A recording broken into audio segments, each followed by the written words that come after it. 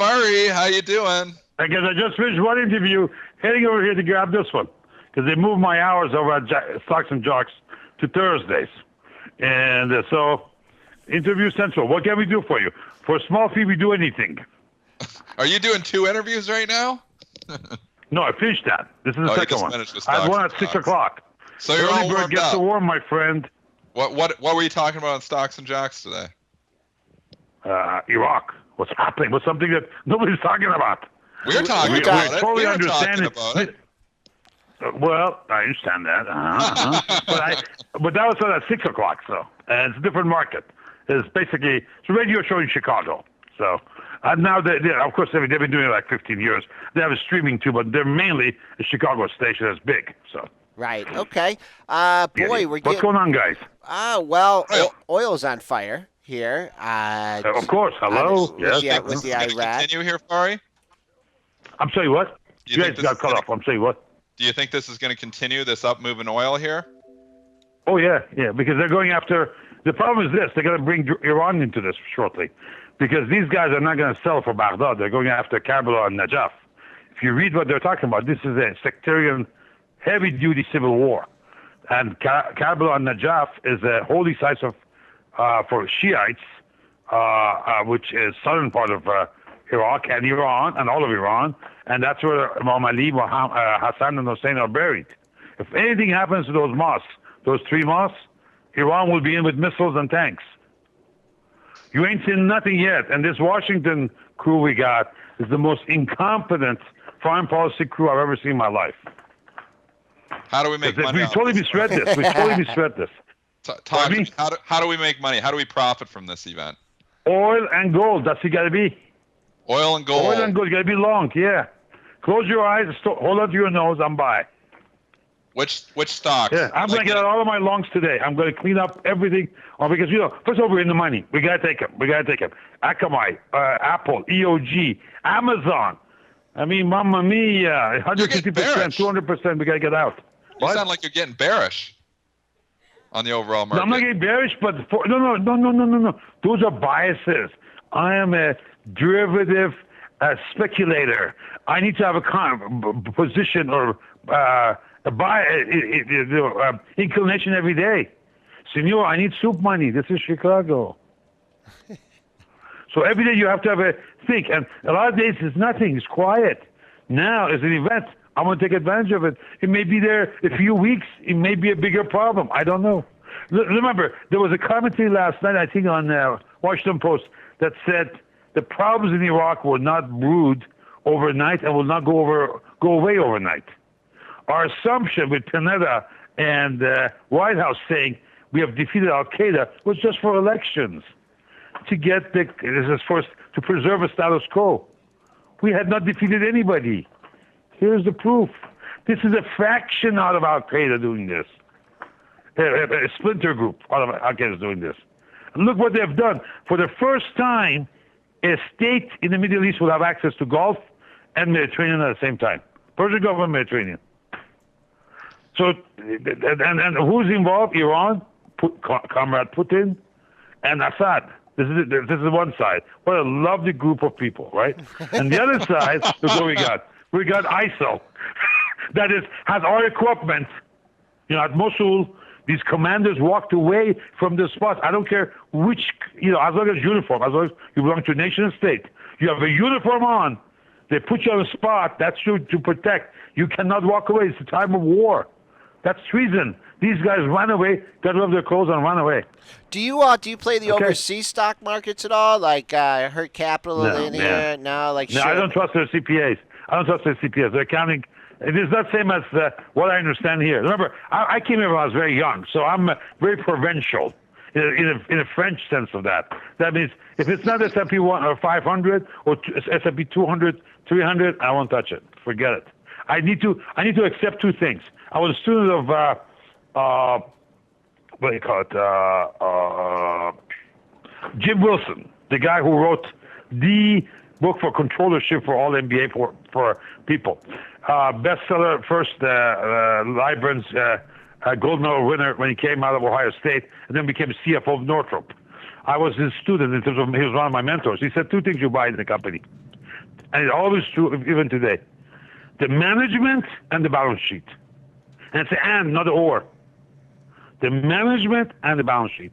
You need to look at those two things. If you're going to go fundy. If you're going to go fundamental, that's what you need to look at. Which one do I'm going to recognize of some Bow Wow name in China? I don't trust the accounting. I don't know the management. Who knows who these guys are? You know what I'm saying? Is there known track record? Have they been there before?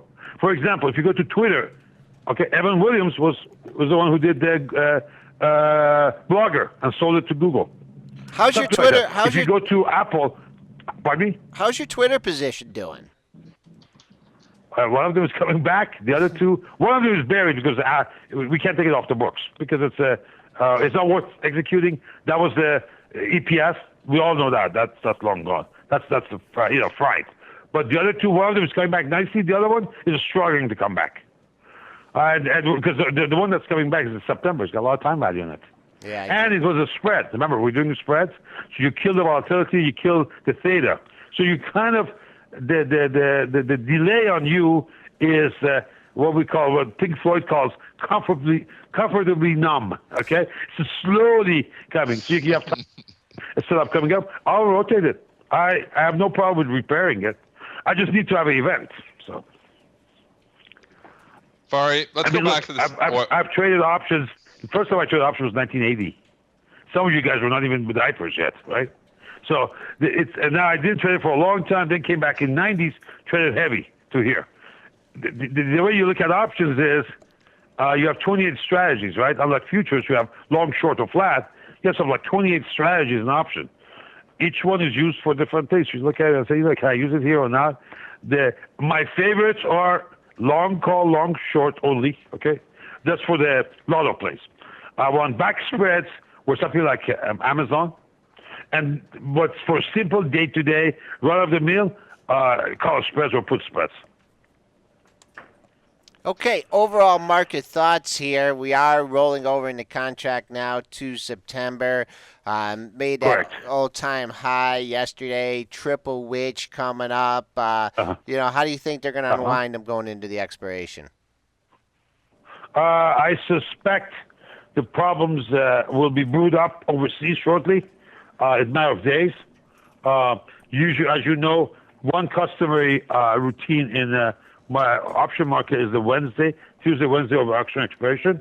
You will get a kind of a push toward a reversal of a predominant trend. Mm-hmm. Why? Market makers have to make some money. So they need one leg at least to go worthless. Sometimes they do it really well. You get both legs. They kill one side and they kill the other side, depending what kind of reversal you get. I don't think the downside is going to be anything big, but I'm not ready to go sell and hold. Okay, as bearish as Dennis was calling, but I am thinking we'll have a pause here for lack of a better word, we'll have a pause in here. The problem in Iraq is slowly brewing. The intelligentsia knows what to look for. The Brad Williams watchers of the world, NBC News, that haven't gotten there, they're still comfortably numb. And that could happen over the weekend, and then you get a push down early next week. Yeah, sometimes you get those drivers. You remember, at the bottom of all of this, though, still we have what? Auntie Jeanette put, right? That's why we have Auntie Jeanette. Before we had Uncle Ben put, now we have Auntie Jeanette put. They don't let this thing go too far down. The other problem is also political. We really messed up. We should have not pulled out of Iraq this early. Wow, pretty. Yeah, Oh yeah. You know why? Joel? Because Why? we can't go back in right now. Right now it's too little, too late.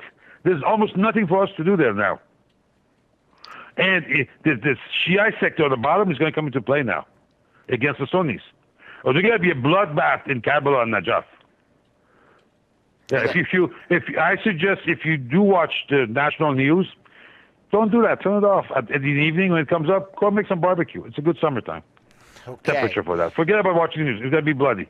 Okay. Or on CNN and this other stuff, yeah. Oh, wow. Okay. Have you been doing anything in Facebook as of late? It got a nice boost, and it was from they poached the guy from PayPal, and that took the stock off to the races. Correct. Where are we at in Sigma land for Facebook? Good question, sir. Moment. Uno momento, as they say. Okay. Hold on. Here we go. We're at almost 2 sigma.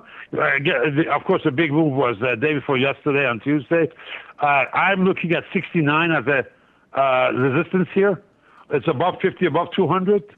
69 is where I see 3 sigma, and that should kind of complete this push up. The high, well, it was all-time high back in. Is that 72.59, 72.59. 72 something? Yep, 72.59. No, all-time high? Yeah, 72.59. I think, 72, yeah, 72, yeah. Do we go from 69 to 72? I would think it would be a magnet to consider, but you probably will see the second mouse coming in for the cheese. That means we're going to 69, pull back a little bit, the guys will long sell a little bit, and then boom, bigger numbers will come in. Look at the volume. Volume is not great yet, but it's picking up. Yesterday volume, the day before yesterday volume, on Tuesday was notable. Okay. I like that. Reg FD, I have no position in it. CIs are rising. That's very nice. CI diff have 2 bars, green, right, one higher than the other next to each other. That usually shows a very short-term Momo. Fari, I was making a case here. I want to go back to your oil thoughts here for a second. If oil prices think they're going higher, this can't be good for the airline stocks. And all of these airline stocks have been on extended moves. Do you think there's a play here to be short the airlines? I would. I was on the Dow, Delta. I would short that first. Why? Because that's been rising and it's a little bit stronger. If you look at it versus UA Continental, your other airlines, they've already been in a toilet, as we call it. They haven't got what Seinfeld called the courtesy flush, but they could be. They could be getting that. But Dow is the one who's in trouble. Actually, I wrote to my friend Tom Costello, who works for Brian Williams at NBC. He used to cover me at NASDAQ on CNBC. I asked him to look into these guys. I'm leaving Chicago. They send the airplane that's late. Okay, I understand that. Weather is bad. We are Detroit, by the way, to go to Washington. There's no direct flights because I took a last-minute flight. I paid through the nose, right? The airplane is an hour and a half late. An hour and a half, okay? It's a bus, basically. It's going to Detroit and back. It's a bus, okay? 42 minutes flight. It's an hour and a half late. Guess what? It arrives, goes to the wrong gate. Then they bring it out to a new gate, our gate. They bring it to our gate, and then they say, you know what? It's a crew swap. Where's the crew? Oh, crew's coming in another plane. That airplane is an hour late. Are you kidding me? This is the programming software they're using?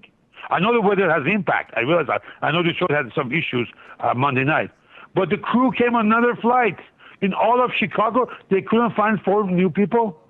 The problem is capacity. To keep prices up, they are really pushing down capacity. Okay? Airplanes are new.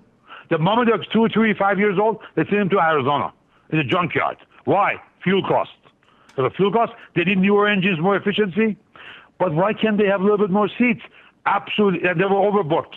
20 seats on a Bombardier aircraft was oversold. So are you looking? These guys, how make the money? Are you going to look at individual? I'm thinking they're very vulnerable. Okay. Are you thinking of playing it from the options side, like looking at cheap puts on these? I would only do the option side. I'm not an airline fan, so maybe I'll play the option side. And Reg FD, I've said on Twitter. I actually asked Tom on Twitter to look for that, so people understand my my sentiment. Maybe somebody is priced in, but yeah, today I'll probably look at Dow, especially with the oil move. I was very unimpressed. Let me put it this way: I've been with Dow before. It was never this bad. Okay, it was not this bad. And then coming out of Washington back, we had to go to Atlanta.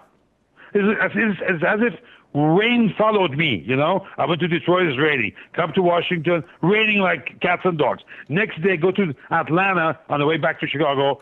Hatfield-Jackson shut down for 90 minutes. Largest U.S. airport, okay? Guess what happened? I go to Concourse B. It looked like you're in Hong Kong. You could not see the floor.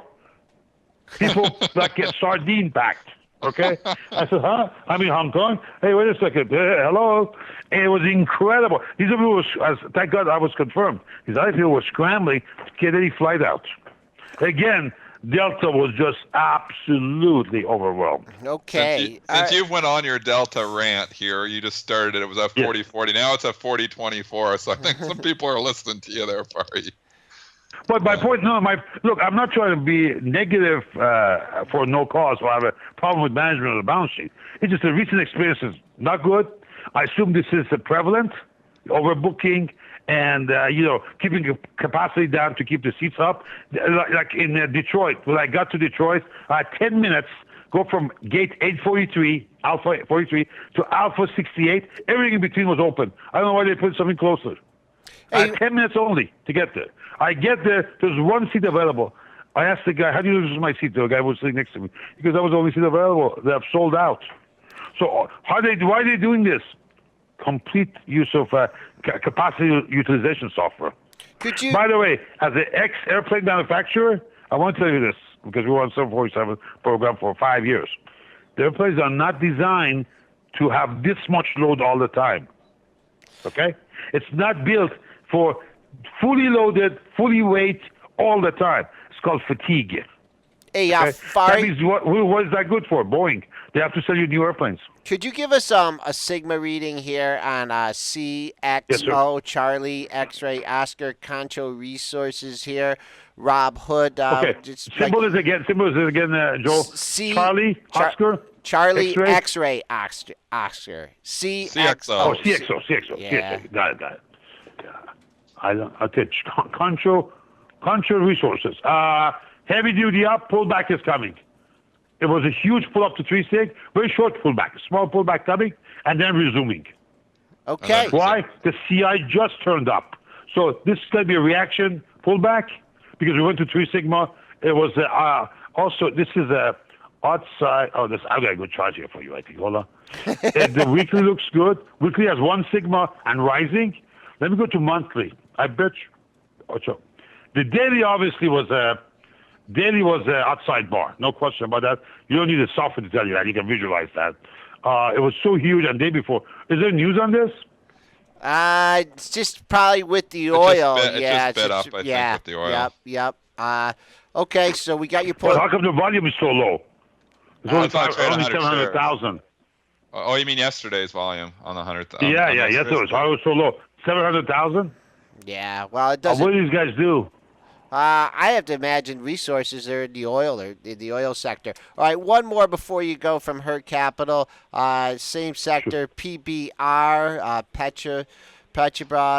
Petrobras Okay. here. The stock seems to be making a nice move here. Let's see if it's moving in the. It's PBR. Yeah. That's Papa Bravo Romeo. Yeah. Yeah. PBR. Yeah. Petrobras. Yeah, I've never played them. I've always watched them. Frankly, didn't have the guts against outside CPH or overseas CPH. Non-US. The chart is awesome. Chart is good. I would see it to go to 17 at minimum. And then it's 2 days after the green turned up on CI. That's a nuance on CI. You got people who came to my property webinar can see that. It just a turn came.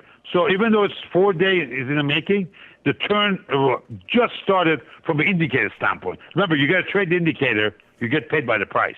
Okay. But there's those two coincide is max. Okay, Fari Hamzei, Hamzei Analytics in here giving us a colorful outlook on the market, throwing in some fundamentals for us too, showing a lot of concern of what's going on in Iraq overseas, affecting the oil markets. Fari, great commentary as always. Everyone in the chat room loves you. We'll talk to you next week. It's my honor to be with you both. Okay. Thanks, Fari. Fari. Yes, sir. Bye-bye.